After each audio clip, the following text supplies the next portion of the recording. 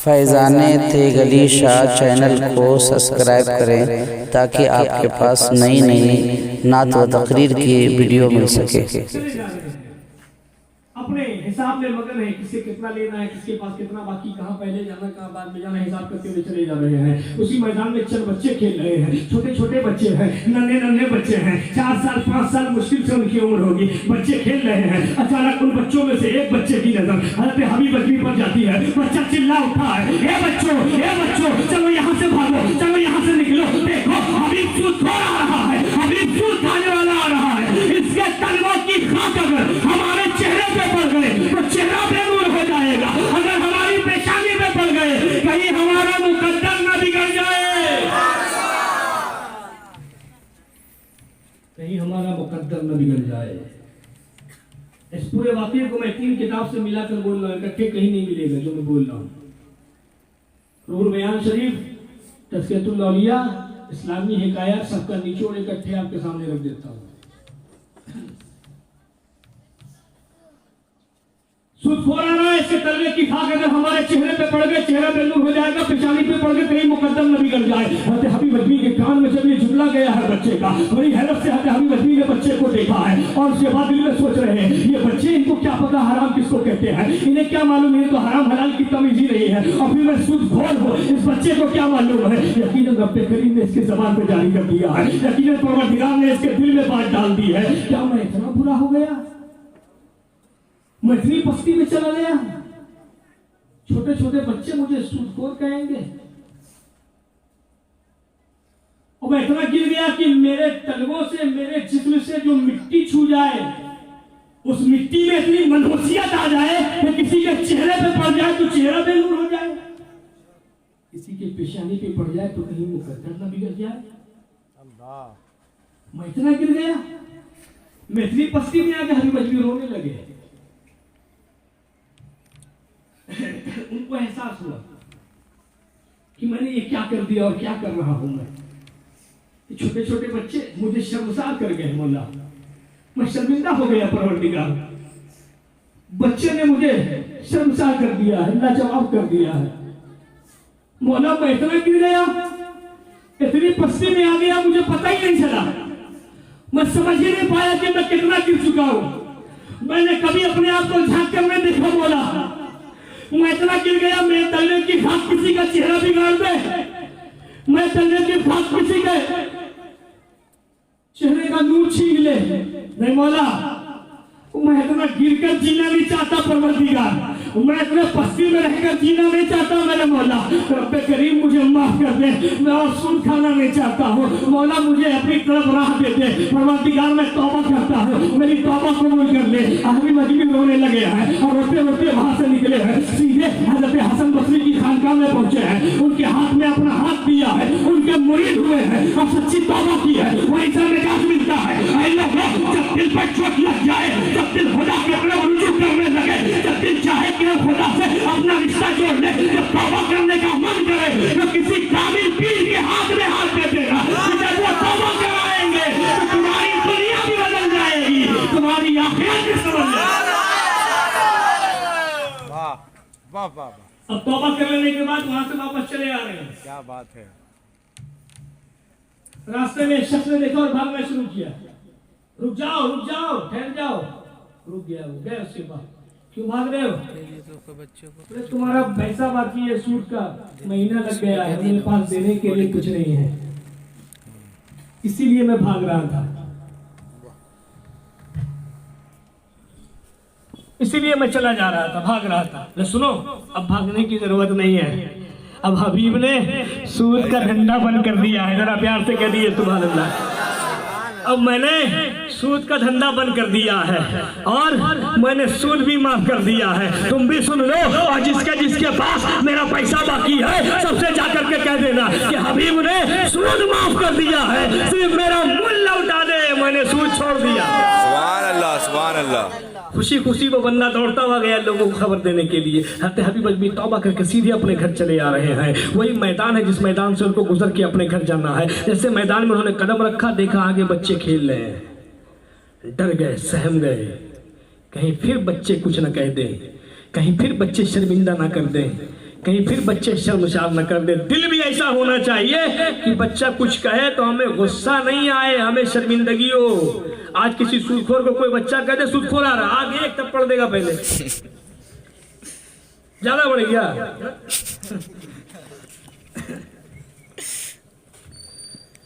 देखा बच्चे बैठे हैं,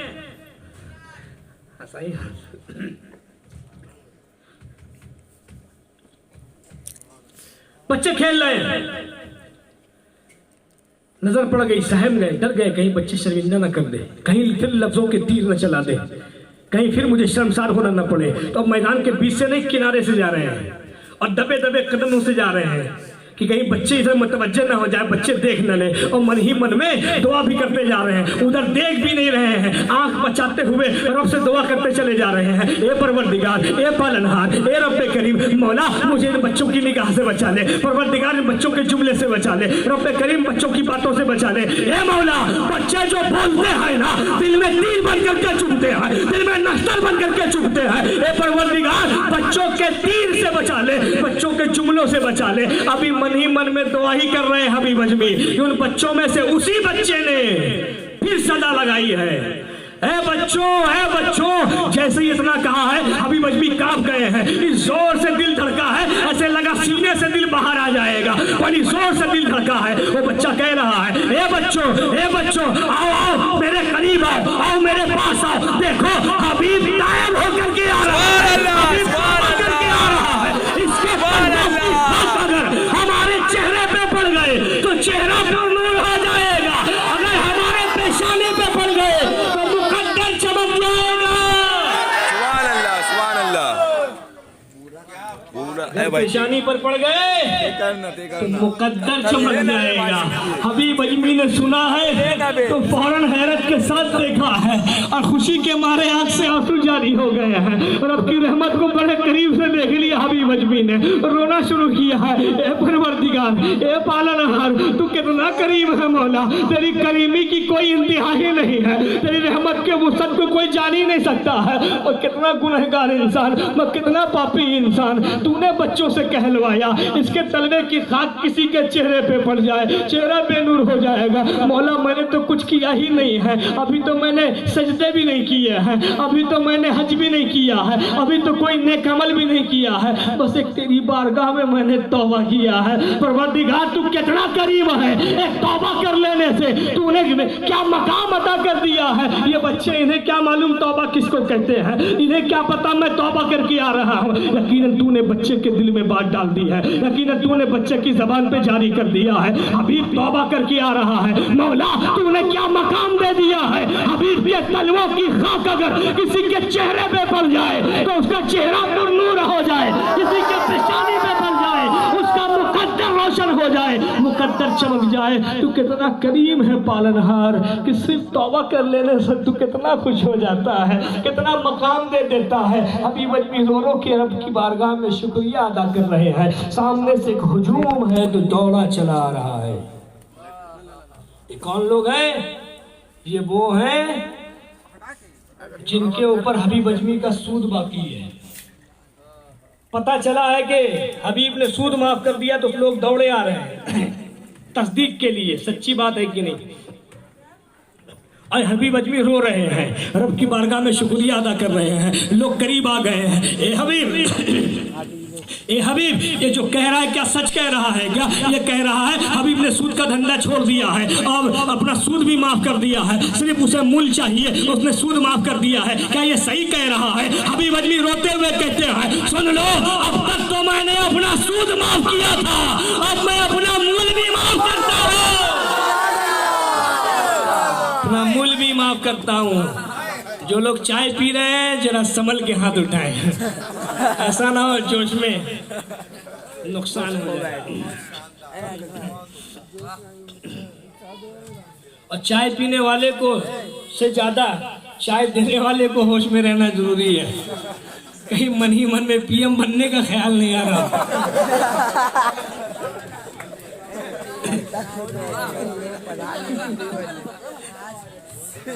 होश में रहिए।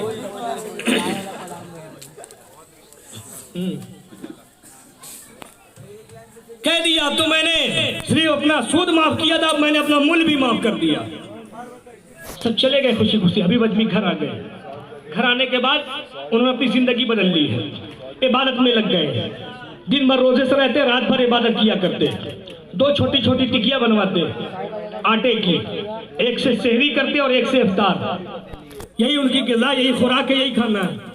सहरी में एक छोटी सी टिकिया आटे की और इफ्तार में एक छोटी सी टिकिया, बस। हर दिन रोजे से हैं, हर रात इबादत में बसर कर रहे हैं। कई महीने ऐसे ही बीत गए। पैसे वाले थे, घर में जो अनाज है, खाना है, सामान है, बिक रहा है, बेच रहे हैं, खा रहे हैं। एक दिन ऐसा भी आया कि घर में कुछ भी नहीं है पकाने के लिए। सुबह सुबह बीवी आई, हाथ में थैला लिए। किताब में है कि शुरू में उनकी बीवी की जबान थोड़ी लंबी थी। लंबी माने समझते हैं क्या? हाथ की। जो शादीशुदा तो समझते ही होंगे लंबी जबान किसको कहते हैं। खैर 5 उंगली एक जैसी नहीं होती। हमारी बहुत ऐसी बहनें हैं जो ससुराल में बड़ी तकलीफ में हैं। सास का जुल्म अलग, ननद अलग, शौहर भी अगर शराबी मिल गया या फितरत अच्छी नहीं, और बड़ी मुसीबत। हाँ, अब कुछ ऐसी है कि एक अकेले ही सब पे भारी है, सास पे भी, ननद पे भी, शौहर पे भी। खैर जबान थोड़ी तेज थी। आई, सुनिए, आप तो आबिद हो गए, आप तो जाहिद हो गए, आपको तो भूख लगती नहीं है। ये नमाज, ये रोजा, यही आपकी ग़िज़ा, यही आपका खुराक है। लेकिन इन बच्चों का क्या करें? ये छोटे छोटे बच्चे, इन्हें तो भूख लगती है, इन्हें तो दाना चाहिए, इन्हें पेट में अनाज चाहिए। घर में कुछ नहीं है, जो था सब पक के खत्म हो गया। अब आप ये थैली लीजिए, थैला लीजिए, झोला लीजिए और बाजार जाइए, मजदूरी कीजिए। शाम में जब आइएगा तो कुछ खाने का सामान बाजार से खरीद कर ले आइएगा, जब तक मैं बच्चों को बहला कर फुसला कर रखती हूँ। हज़रत हबीब अजमी ने सोचा कि बात तो सही है, बच्चा मेरा है, उसकी किफालत की जिम्मेदारी मेरी। मैं नहीं कमाऊंगा, मैं नहीं खिलाऊंगा तो कौन खिलाएगा? हलाल रोजी कमाना फर्ज है। कोई अगर सिर्फ नमाज पढ़ता और कमाता ना हो, बच्चे को नहीं देखता हो, तो जन्नत में नहीं चला जाएगा। एक फर्ज अदा कर रहा है, दूसरा फर्ज छोड़ रहा है, वो दोनों करना है उसे। निकले थैला लेकर के बाजार का, मजदूरों की लाइन में खड़े हो गए। यहाँ लाइन लगती कि नहीं पता नहीं, मेरे यहाँ खिदरपुर में आज भी लाइन लगती मजदूरों की। इसको टाली बनाना है, घर पेंट करवाना है, घर बनवाना है। आए मजदूर को ले गए। अब ये कई महीने से रोजा रख रहे हैं और कमजोर हो गए, लागर हो गए। 2 टिकिए पे गुजारा है, एक टिकिया सहरी में, एक टिकिया इफ्तार में। जैसा हम लोग रमजान में करते हैं, एक टिकिए से सहरी किया, एक टिकिए से इफ्तार किया, है ना भाई? कल्ला भी हिला रहे हैं। कुतुब मीनार वाले में से हो जाएंगे यार। समझ कीजिए, कुत्ता भी मार। हमारा हाल तो ये है कि रमजान में सहरी एकदम अलग तक, जब तक आजान नहीं हो 2 घूंट और पानी पी ले, 2 मिनट बाकी और थोड़ा सा पी ले, आखिरी अल्लाह अकबर हो रहा, पानी चलता जा रहा है। और इफ्तार के वक्त में तो इतना खा लिए, कोई दोस्त का फोन आ गया, नहीं भाई अभी नहीं आ सकेंगे, अभी नहीं आएंगे। हालत खराब है, खा खा के हालत खराब हो गया। जो आइटम, जो डिश कभी नहीं खाए थे, क्या हलीम और क्या फालूदा, सब चाट जाते हैं रमजान में। उसके बाद ईद के दिन वो झटक गए नहीं। इतना खाने के बाद 1 महीने का रोजा रखा, दुबला हो गए, पतला हो गए। हबीब अजमी कई महीने से लगातार रोजा रख रहे हैं, एक टिकिया सहरी, एक टिकिए पे इफ्तार है। क्या हाल होगा? दुबले पतले हो गए, लागर हो गए, कमजोर हो गए। मजदूरों के सफ में खड़े हुए लोग आए जो ताकतवर थे, तंदुरुस्त थे, तवाना थे, शक्तिशाली, बलवान, पावरफुल थे, उनको ले गए। ये कमजोर है, लागर, इनको लेके कोई नहीं गया। जब दिन चढ़ गया, सूरज सर पे आ गया, तो ये मस्जिद चले गए, रब की इबादत में लग गए। शाम की स्याही फैली, अंधेरा हुआ, अपने घर पहुंचे। दरवाजे पे दस्तक दिया, बीवी ने दरवाजा खोला, हाथ में खाली झोला है। खाली झोला लेकर के आ गए, बच्चे भूखे, मालिक ने आज कुछ दिया नहीं है। आपने कहा नहीं मालिक से बच्चे भूखे हैं, मैंने बच्चों को आसरा देकर रखा है, अब्बू आएंगे तो कुछ खाने का सामान लाएंगे। ऑपरेटर नहीं है क्या? चलिए नहीं है तो कोई बात नहीं।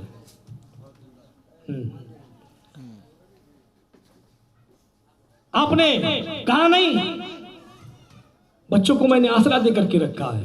गुस्सा होकर बीवी चली गई। दूसरा दिन है, फिर सुबह आई थैला लेके, सुनिए आज मालिक से कहिएगा 2 दिन की मजदूरी दीजिए, और जब आइएगा कुछ सामान लेते आइए खाने का, बच्चों को समझा कर रखती हूं मैं। फिर गए, मजदूरों की लाइन में खड़े हुए, लोग आते गए, लेके चले गए जो ताकतवर थे उनको। इनको लेकर आज भी कोई नहीं गया। फिर जब सूरज सर पे आ गया, दिन चढ़ गया, मस्जिद चले गए, इबादत में लग गए।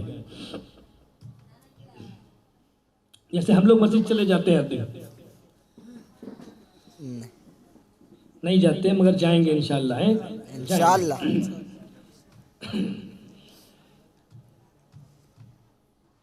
मस्जिद चले गए, शाम की सियाही फैली, अपने घर के तरफ पहुंचे, दरवाजे में दस्तक दिया, बीवी ने दरवाजा खोला, फिर खाली झोला है, फिर खाली झोला।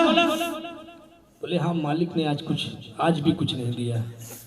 अरे कैसे आदमी है आप? बच्चों की फिक्र नहीं है आपको? बच्चों के भूख से प्यास से कुछ लेना देना नहीं है? जो मुंह में आया बीवी ने कह दिया। खून का घोंट पीकर बीवी रह गई, दरवाजे पे छोड़ के चली गई। तीसरा दिन है आज, फिर सुबह सुबह बीवी आई थैला लेकर के। आज बीवी का तेवर ही अलग है, आज अंदाज ही अलग है, लबो लहजा बदला हुआ है। वार्निंग देने वाले अंदाज में, लहजे में उसने कहा, सुनिए आज 3 दिन की मजदूरी लेते आइएगा। हज़रत हबीब अजमी ने जो बीवी का लहजा देखा, तेवर देखा, अंदाज देखा, सहम गए। उन्होंने सोचा भी नहीं था कि मेरे साथ ऐसा भी कभी हो सकता है। मेरी बीवी मुझसे ऐसे भी बात कर सकती है। दिल टूट गया उनका, सहम गए, डर गए। क्या मुंह लेकर के आऊंगा अगर ना कामयाब आया तो? सामने बच्चे बैठे हैं, सूखे सूखे चेहरे, सूखे सूखे होठ हैं, लेकिन बच्चों को जी भर के देख ले ये भी नहीं हो पा रहा। शर्म से उधर निगाह भी नहीं उठा रहे। चोरों के जैसे एक नजर देखते और नजर हटा लेते थे। बच्चों से निगाह नहीं मिला पा रहे हैं। बाप है, बच्चे भूखे हैं, सूखा चेहरा है, किससे कैसे निगाह मिला ले? शर्मसार हैं। अब चले आज तो और दिन का जाना और था, और आज का जाना और है। पूरे रास्ते अपने कभी बच्चों का चेहरा याद आ रहा है, कभी बच्चों के सूखे सूखे होठ याद आ रहे हैं, कभी बीवी के तेवर याद आ रहे हैं, बीवी का लबो लहजा याद आ रहा है। मजदूरों की लाइन में जाकर के खड़े हुए, जैसा हर दिन होता था वैसा ही आज भी हुआ है। लोग आते गए, जो ताकतवर तंदुरुस्त है उनको ले गए, इनको लेकर के आज भी कोई नहीं गया। लेकिन और दिन का न ले जाना और था, और आज का न ले जाना और है। आज हबीब अजमी मस्जिद नहीं गए, जंगल की तरफ वो निकल गए। चलते चले जा रहे हैं, दिल टूटा हुआ है। एक जगह देखे बड़ी घनी झाड़ी है, अंधेरा जैसा है, बिल्कुल वहीं चले गए और रब की इबादत में लग गए।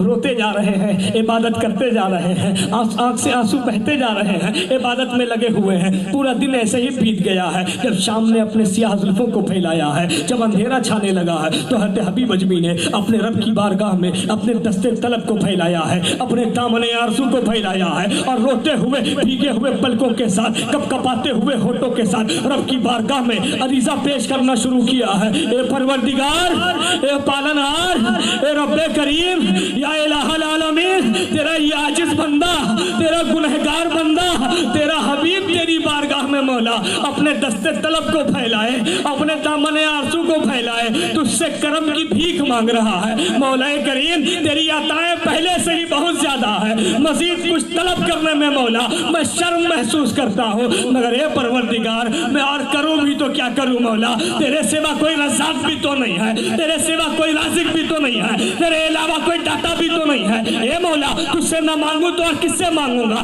तुझे न पुकारूं तो किसको पुकारूंगा? क्या तेरे सिवा भी कोई और दर है? क्या तेरे अलावा भी कोई और चौखट है? मैं कहाँ जाकर के भीख मांगूंगा? ये परवरदिगार तू जानता है मेरे बीवी के लबो लहजे कैसे थे, उसका तेवर कैसा है। ए मौला ए करीम, मुझे अपने बीवी के आगे में शर्मसार होने से बचा ले। रब्बे करीम, मेरी इज्जत का भरम रख ले मौला, मेरी आबरू का भरम रख ले। ए परवरदिगार तू जानता है मैं अपने बच्चों से निगाह नहीं मिला पा रहा हूँ, मेरे बच्चे के सूखे सूखे होठ है, मैं उनको देख नहीं पा रहा हूँ। मौला मुझे इस लायक कर दे कि मैं अपने बच्चों का सामना कर सकूं, अपने बच्चों को प्यार से देख सकूं। मौला करीम, मुझे शर्मसार होने से बचा ले। परवरदिगार करम फरमा दे। हज़रत हबीब अजमी रो रो करके अपने रब की बारगाह में दुआ कर रहे हैं।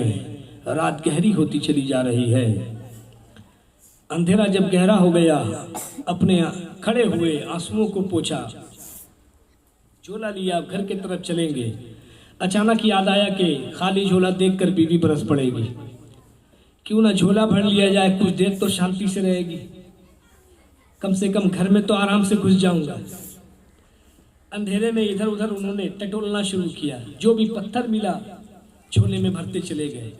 झोला जब फूल गया, वजनी हो गया, अब लेकर के चले हैं घर के तरफ।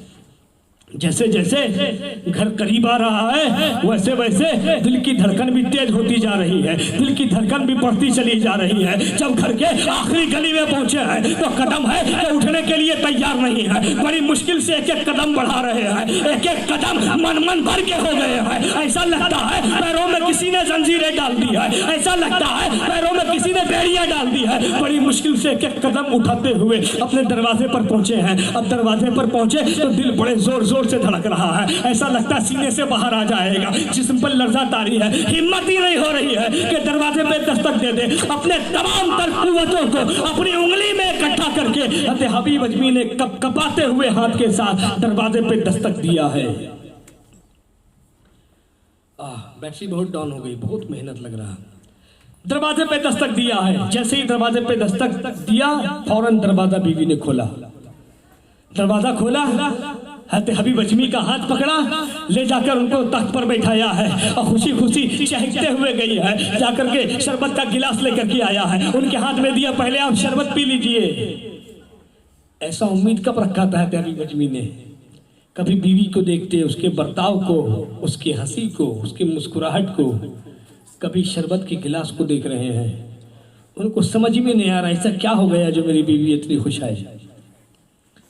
हैरत से कभी शरबत के गिलास को देख रहे हैं, कभी अपनी बीवी को देख रहे हैं। अचानक हज़रत हबीब अजमी की बीवी कहती हैं, पीजिए पीजिए शरबत पीजिए। अरे आपका मालिक तो बड़ा करीम है, वाकई बहुत बड़ा दाता है, वाकई बहुत बड़ा सखी है। किस मालिक की बात कर रही हो तुम?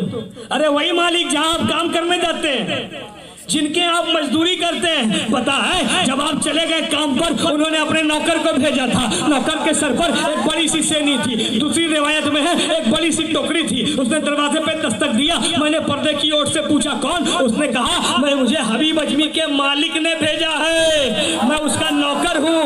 तुम कौन हो? मैंने कहा मैं उसकी बीवी हूँ। अच्छा तुम उसकी बीवी हो? सुनो, हबीब के मालिक ने कहा है जब हबीब घर आए तो उससे कहना मालिक ने सलाम कहा है। मालिक ने सलाम कहा है। और ये उसकी 3 दिन की मजदूरी है। तुम बीवी हो ना, ये 3 दिन की उसकी मजदूरी है, ये मजदूरी ले लो। मालिक ने कहा है तुम्हें और जरूरत पड़ी तो मालिक और भेज देगा। तुम हबीब को परेशान मत करना, हबीब से कुछ मत कहना। बेचारा बहुत रोता है, बेचारा बहुत परेशान रहता है, बहुत डरा सहमा रहता है। तुम हबीब से कुछ मत कहना, तुम्हें जितना चाहिए मालिक उतना भेज देगा तुम्हारे पास। कितना करीम है आपका मालिक। पता है जब मैं वो भारी सी टोकरी लेकर के घर में आई और टोकरी के ऊपर से कपड़ा हटाया तो मैं देखकर दंग रह गई। पूरी टोकरी सोने के सिक्के से भरी हुई थी। भला 3 दिन की मजदूरी कोई सोने का सिक्का देता है क्या? 3 दिन की मजदूरी कोई एक टोकरी सोना देता है क्या? वाकई आपका मालिक बड़ा करीम है, आपका मालिक बहुत सखी है, आपका मालिक बहुत बड़ा दाता है। इधर ये बोले चली जा रही है, उधर हबीब अजमी रोते चले जा रहे हैं। बीपी ने जब गौर से देखा कि ये तो इतना रो रहे हैं, इतना रो रहे हैं। अरे आप इतना क्यों रो रहे हैं? खुशी का मौका, आपको खुश होना चाहिए ना। खुशी के आंसू भी इतना थोड़ी ना गिरते, इतने थोड़ी ना होते। बीबी ने टोक दिया तो और रोने लगे, हिचकी लग गई। अरे आपको हो क्या गया है, आप क्यों रो रहे हैं? रोते रोते हबीब अजमी ने कहा सुनो, मैं कमजोर इंसान हूँ, मैं एक लागर इंसान हूँ, मैं दुबला पतला आदमी हूँ। मुझे काम पर कोई नहीं रखता था, मैं कहीं काम करने नहीं जाता था, मैं कहीं मजदूरी नहीं करता था। अरे मेरा मालिक कोई और नहीं है, मेरा मालिक वही है जो पूरे जग का मालिक है, पूरी कायनात का मालिक है। मैं उसका काम करता होता था, मैं तो अपने रब की बारगाह में सजदा रेज हो जाता था, अपने सर को झुका देता था, मैं कहीं काम नहीं करता था। तुम जिसे नौकर समझ रही हो वो कोई नौकर नहीं था, रब का भेजा हुआ फरिश्ता था। आज मैं कितना खुश नसीब हो गया हूँ कि मेरा परवरदिगार मुझसे कहता है हबीब को मेरा सलाम कहना, हबीब को मेरा सलाम कहना।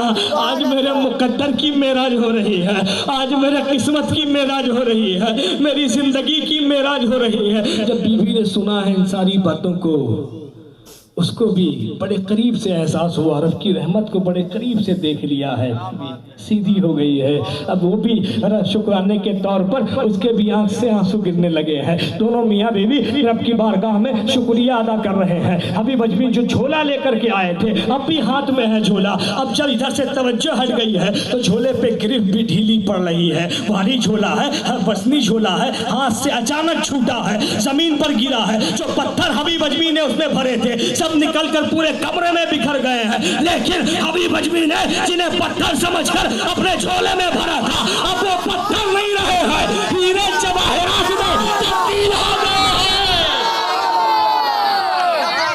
नारे तकबीर, नारे रिसालत, जश्न ईद मिलादुन नबी, हज़रत अल्लामा मौलाना अली आज़म अशरफी साहब क़िबला। नारे तकबीर, खाजा का हिंदुस्तान।